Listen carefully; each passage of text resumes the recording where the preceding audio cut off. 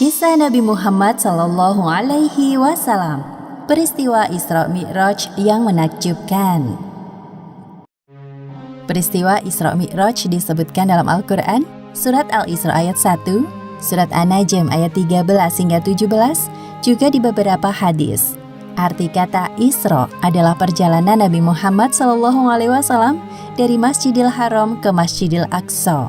Sedangkan arti dari Mi'raj yaitu kelanjutan dari perjalanan Nabi untuk naik ke Sidratul Muntaha, langit yang tertinggi. Tatkala Nabi Muhammad SAW sedang berada di suatu tempat bernama Al-Hijr, beliau didatangi oleh malaikat Jibril. Jibril hendak mengajak Nabi ke sumur Zam-Zam yang terletak tidak jauh dari Ka'bah. Di tempat inilah Jibril membelah dada Nabi Muhammad untuk kedua kalinya. Dahulu ketika beliau masih berusia 4 tahun, Jibril pernah melakukan hal yang sama. Wahai Nabi, tenangkan dirimu dan berbaringlah. Aku akan mensucikan hati dan jiwamu. Pembelahan dada Nabi kali ini dilakukan sebagai persiapan untuk bertemu dengan Allah Subhanahu wa Ta'ala. Segala prasangka buruk yang tersimpan dalam hati beliau, meskipun hanya secuil, harus dibersihkan terlebih dahulu. Ketika dirasa telah cukup, Jibril mengembalikan keadaan seperti semula, seolah-olah tidak terjadi apa-apa.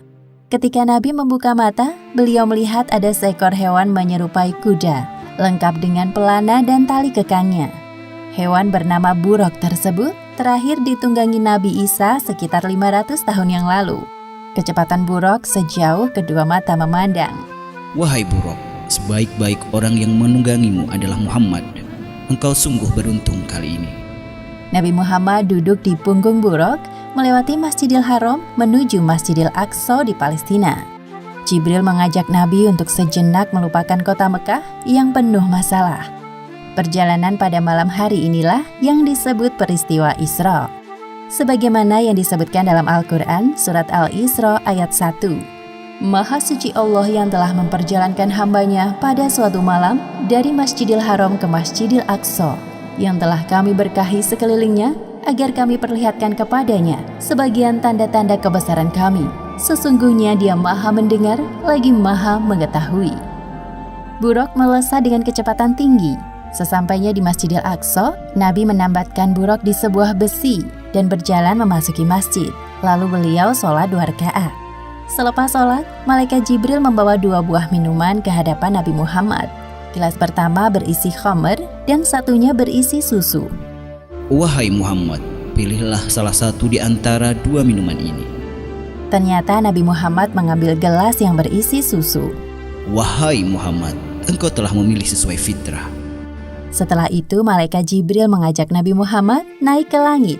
Inilah yang disebut peristiwa Mi'raj. Hanya sekejap, Jibril dan Nabi Muhammad telah tiba di depan pintu langit pertama atau disebut juga langit dunia. Wahai penjaga pintu langit, bukalah pintunya. Siapakah engkau? Aku Jibril. Siapa yang bersamamu? Muhammad. Apakah dia telah diutus kemari? Ya, Muhammad telah diutus. Malaikat penjaga pintu langit segera membukakan pintu dan menyapa Nabi Muhammad. Selamat datang di langit dunia, wahai Muhammad. Sungguh orang terbaik telah datang. Jibril dan Nabi Muhammad memasuki langit yang pertama. Mereka berjalan melewati seorang laki-laki dengan ruh-ruh manusia di samping kanan kirinya.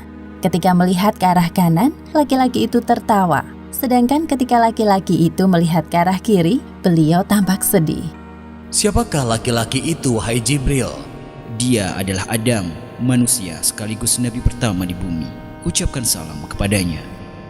Nabi Adam yang mengetahui kedatangan Nabi Muhammad langsung mengenali beliau dan menyapa dengan hangat. Assalamualaikum warahmatullahi wabarakatuh. Waalaikumsalam warahmatullahi wabarakatuh. Selamat datang, wahai putraku yang soleh. Malaikat Jibril menjelaskan penampakan para ruh di sekitar Nabi Adam kepada Nabi Muhammad. Para ruh sebelah kanan beliau adalah ruh para syuhada, sedangkan ruh yang berada di sebelah kiri beliau adalah ruh orang-orang yang sengsara. Selain itu, Nabi Muhammad juga diperlihatkan azab bagi orang yang gemar memakan harta anak yatim. Selanjutnya, Jibril mengajak Nabi Muhammad untuk naik ke langit kedua. Jibril kembali meminta izin kepada malaikat penjaga pintu langit. Terjadi percakapan yang sama seperti sebelumnya.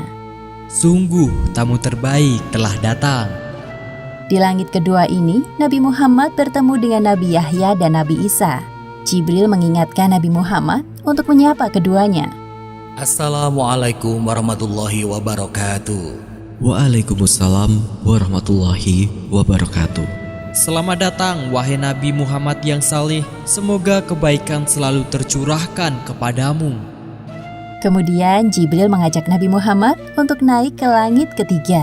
Di sana mereka bertemu dengan laki-laki yang sangat indah parasnya. Wahai Muhammad, inilah Nabi Yusuf, sapalah beliau. Assalamualaikum wahai Nabi Yusuf, aku Muhammad. Waalaikumsalam. Ya, aku telah mengenalmu, wahai Nabi Muhammad. Semoga engkau selalu diliputi kebahagiaan. Lalu mereka naik ke langit keempat dan bertemu dengan Nabi Idris. Ternyata Nabi Idris telah mendengar tentang Nabi Muhammad dan mendoakan kebaikan untuk beliau. Selamat datang wahai saudaraku yang solih, Nabi yang salih. Semoga engkau selalu dilimpahkan kesehatan untuk berdakwah kepada umatmu. Selanjutnya Jibril dan Nabi Muhammad melanjutkan perjalanan menuju langit kelima. Di sana Nabi Muhammad melihat Nabi Harun dan menyapanya. Nabi Harun menyambut beliau dan mengakui kenabian Muhammad. Ketika sampai di langit keenam, Nabi Muhammad melihat sosok Nabi Musa.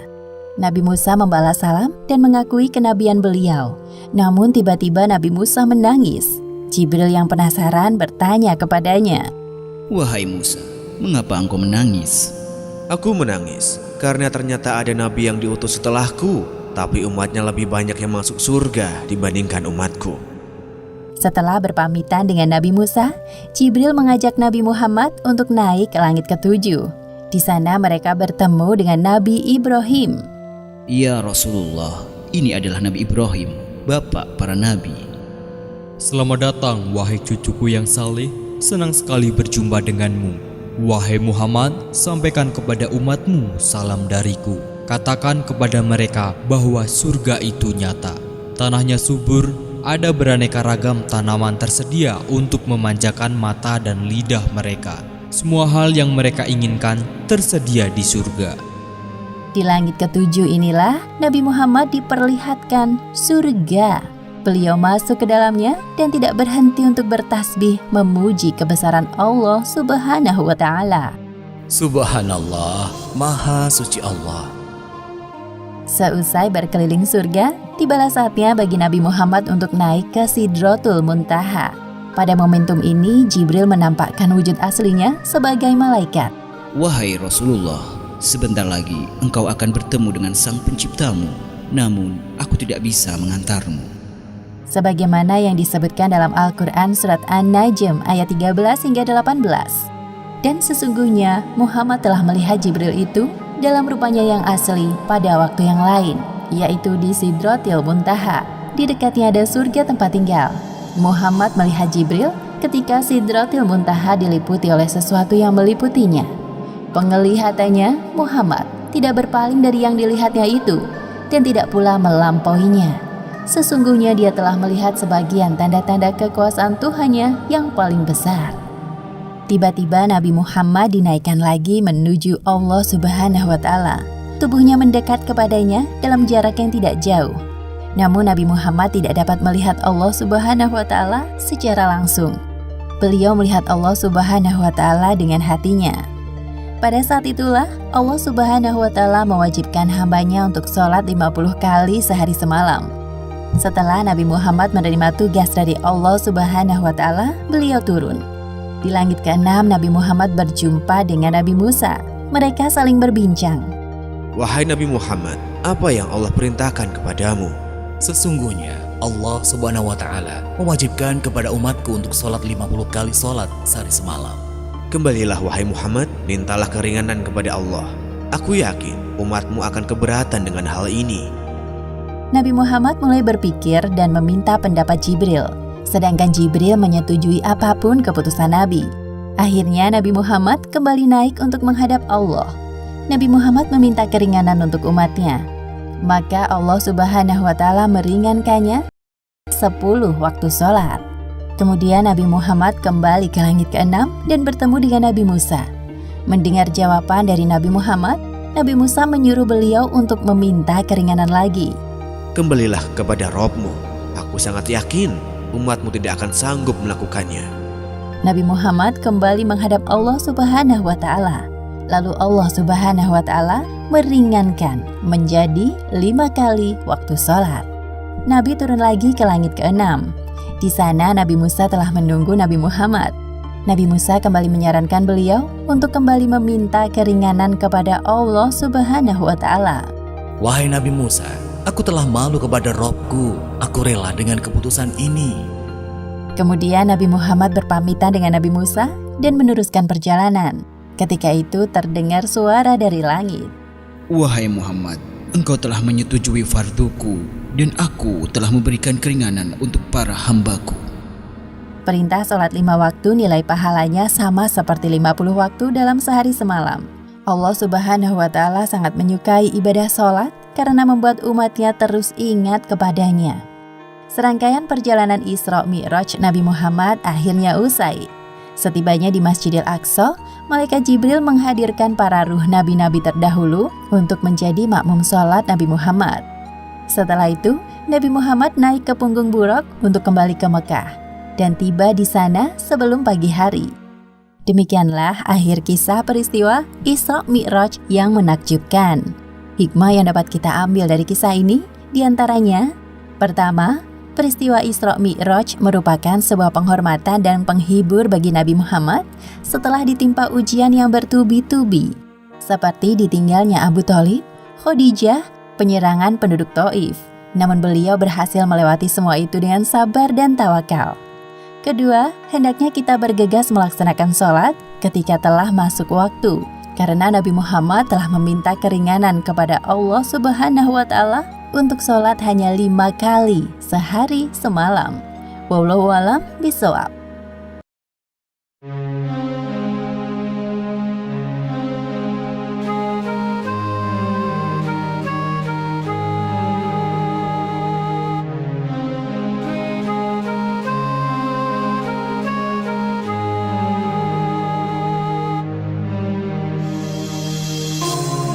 Assalamualaikum warahmatullahi wabarakatuh. Bismillahirrahmanirrahim.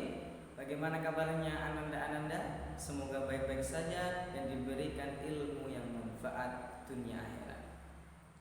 Oke, tadi Ananda sudah menyimak video yang disampaikan oleh ustazah-ustazahnya, dan sekarang sang ustaz untuk mendengarkan yang ustaz sampaikan tentang Isra Mi'raj. Sejatinya Isra Mi'raj adalah perjalanan Nabi untuk menyadarkan kaum kafir Quraisy tentang apa yang diajarkan Nabi Muhammad adalah ajaran yang benar.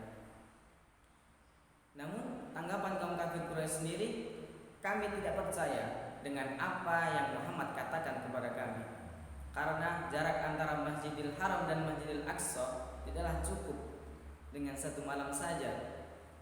Kaum kafir Quraisy tidak mempercayai cerita Nabi Muhammad dan menganggap cerita Nabi Muhammad itu mengada-ngada.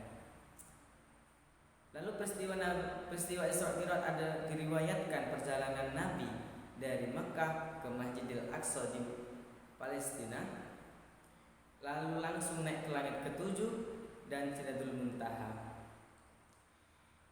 Meskipun terdengar tidak masuk akal, namun bagi kaum muslim wajib mempercayainya, karena bahwasanya Isra Mi'raj sendiri adalah menambah keimanan kita kepada Allah Subhanahu wa Ta'ala dan kepada Nabi Muhammad sebagai utusannya. Oke, cukup sekian. Kurang lebihnya Ustaz mohon maaf. Assalamualaikum warahmatullahi wabarakatuh.